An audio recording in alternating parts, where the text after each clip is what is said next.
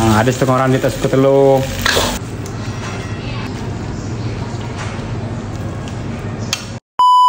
Halo guys, assalamualaikum guys. Okey, hari ini saya nak share resepi kuih tiaw goreng. Untuk satu paket. Kita buat kuih tiaw goreng ni sukatan untuk satu paket. Okey, bos, minyak. Letak udang. Okey. Angkat.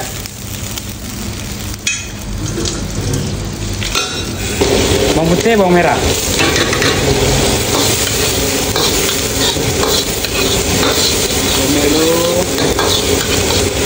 Kita letak cili bawang.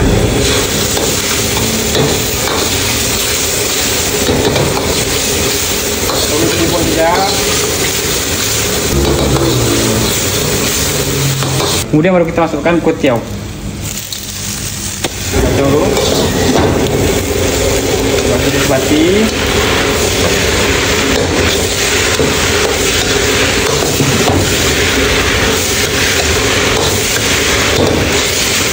Okey, bila dah satu macam tu, cili merah, cili padi, kemudian carrot sikit, perasa, kita perasakan sedikit dengan ajinomoto, kemudian gula 2 sudu, sedikit garam. Contoh kita agak-agak je.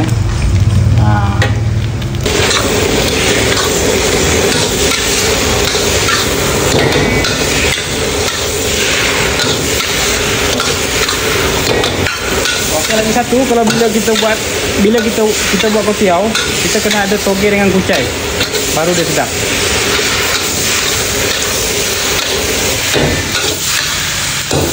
Ini yang paling penting sekali, toge dengan kucai, ini wajib kena ada, baru sedap. Kita masukkan toge, kemudian sayur kucai.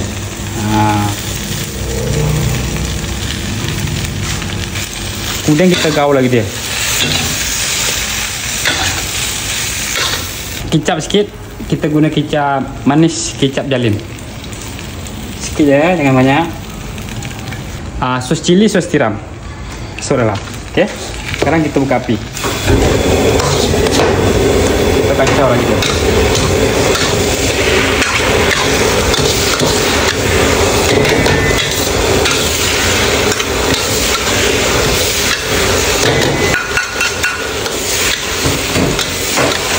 Wangi ya guys.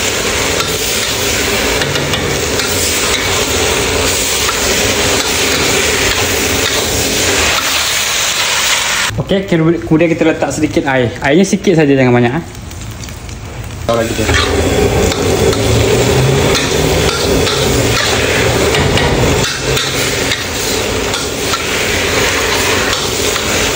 Oh, ini bau kuih goreng pasar malam guys.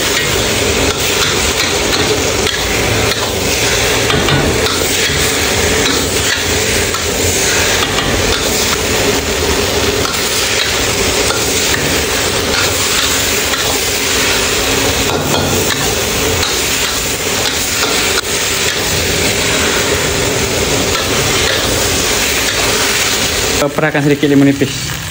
Baru dia padu guys. Limau nipis.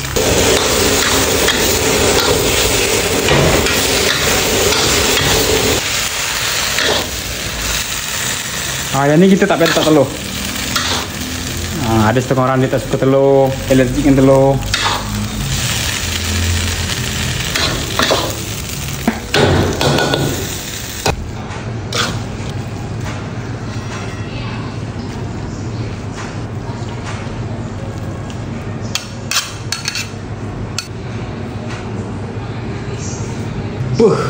Mantap Pak Bu.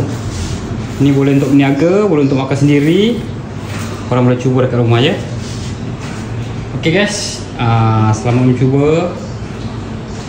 Jangan lupa follow, like, komen, subscribe. Bye bye. Assalamualaikum.